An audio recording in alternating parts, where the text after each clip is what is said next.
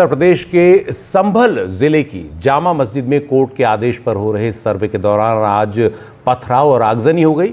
Moradabad range के police commissioner के मुताबिक हंगामे में 3 लोगों की मौत हुई है। एसपी और डीएम समेत 30 से ज्यादा पुलिसकर्मी और अधिकारी घायल हुए हैं।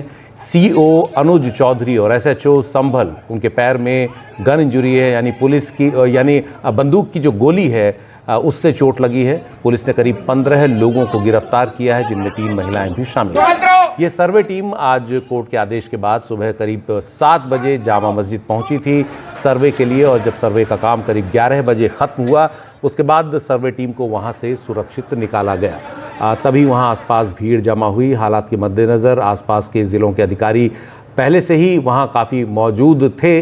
बड़ी तादाद में पीएसी और रैपिड एक्शन फोर्स की तैनाती भी अब वहां कर दी गई है। हिंदू पक्ष के दावे और याचिका पर कोर्ट के आदेश के बाद 19 नवंबर को जामा मस्जिद का कोर्ट सर्वे का आदेश आया था, और उसका सर्वे हुआ था पहला, और आज सर्वे का दूसरा दिन था। 29 नवंबर को सर्वे टीम को कोर्ट में अपनी रिपोर्ट सौंपनी है।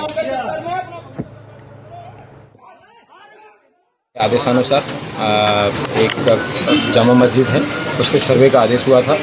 तय समय के अनुसार सभी सर्वे करने के लिए जो लोग कोर्ट कमिश्नर हैं, डीएम साहब हैं, मेरे स्वयं द्वारा और बाकी अन्य फोर्स है, वो समय पर मौजूद थी। कुछ लोगों द्वारा उस सर्वे का विरोध करने के लिए लोगों को इकट्ठा किया गया, और इकट्ठा करने के बाद में उन्होंने सर्वे जब चल रहा था उस समय उन्होंने पुलिस पर पत्थरबाजी करना शुरू किया। पुलिस ने उसका जवाब दिया है, लेकिन वर्तमान में जो कानून व्यवस्था है वो कंट्रोल में है। सभी जगह शांति व्यवस्था व्याप्त है। ड्यूटियाँ लगाई जा रही हैं फिर से, और ये बताना भी उल्लेखनीय है कि सर्वे जो था कोर्ट के द्वारा मैंडेटेड था वो सकुशल संपन्न हुआ। लोगों के खिलाफ एनएसए की कार्रवाई है वो अमल में लाई जाएगी। ड्रोन से वीडियोग्राफी कराई गई है और मोबाइल से भी वीडियोग्राफी इन सब लोगों की हुई है। सीसीटीवी कैमराज से भी कई सारी टीमें लगा के इन सब लोगों को आइडेंटिफाई किया जाएगा। 2 ग्रुप आमने सामने थे, तो 3 ग्रुप बल्कि वहाँ पे थे 3 तरफ से। उसी बीच में गोली चली। गोली कौन से ग्रुप ने किस पे चलाई, कैसे हुआ, लेकिन उस बीच में जो गोली चली उसमें हमारे पुलिस अधीक्षक हैं, उनके पीआरओ के पैर में गोली लगी। एक डिप्टी कलेक्टर का पैर फ्रैक्चर हो गया उसी हंगामे में। एक सीओ साहब के भी छर्रे लगे हैं, और करीब 15-20 जवान घायल हो गए हैं। एक कांस्टेबल के सिर में गंभीर चोट आई है। और इस गोलीबारी में जहां तक अभी तक कंफर्म हुआ उसके हिसाब से 3 लोगों की मृत्यु भी हुई है। अभी तक स्थिति नियंत्रण में है, पूरी तरह शांत है, और आगे स्थिति नियंत्रण में ही रहे, कोई दिक्कत न हो, इसके लिए अभी हम सभी ने रणनीति बनाई है। फोर्स पूरी तरह बाहर से भी बुला ली गई है, सभी जगह फोर्स मौजूद है, और हम किसी भी तरीके की घटना इस तरीके की अगर कोई करता है या उकसावे की जो कार्रवाई कर रहा है उसकी भी पहचान कर रहे हैं, और उसको भी हम जल्दी ही कानून के दायरे में। और संभल में इस हिंसा के बाद उत्तर प्रदेश सरकार क्या कह रही है और विपक्षी नेताओं का क्या आरोप है, सुनते हैं। माननीय न्यायालय के आदेश का पालन कराना ये सरकार की जिम्मेदारी है, पुलिस प्रशासन की जिम्मेदारी, उसे कराया जाएगा। जो माननीय न्यायालय के आदेश के अनुपालन में बाधा डालेंगे उनके खिलाफ कानून अपना काम करेगा।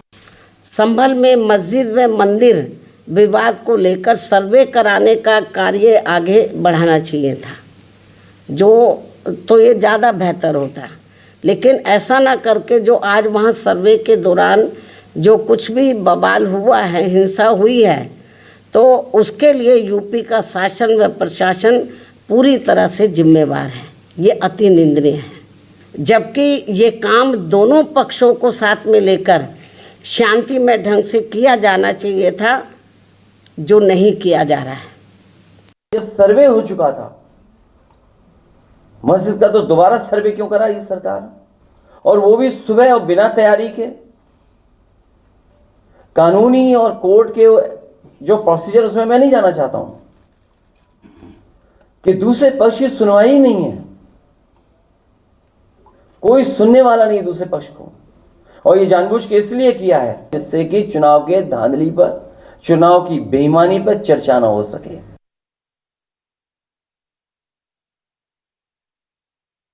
वहां जो कुछ गड़बड़ हुआ है, पुलिस ने अपना काम किया है, कानून ने अपना काम किया है, कानून अपना काम करेगा।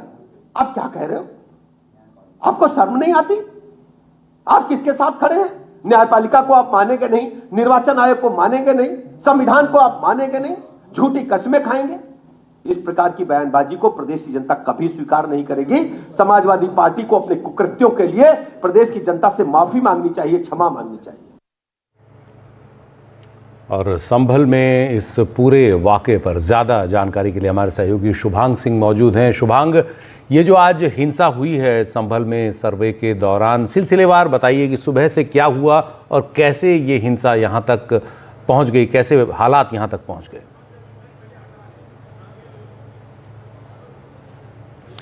जी बिल्कुल, फिर पहले मैं आपको तस्वीर में दिखाता हूँ वो मस्जिद जिसके बाहर ये सब कुछ हुआ है। संभल का ये शाही मस्जिद आप इस वक्त देख सकते हैं और इस मस्जिद के ठीक बाहर जो ये सड़क इस वक्त आप देख रहे हैं, यहीं पर जो तमाम पुलिस के ऊपर पथराव था वो फ़िलहाल शुरू किया गया था। सबसे पहले मैं आपको एक तस्वीर यहाँ पर फ़िलहाल ये भी दिखाऊंगा।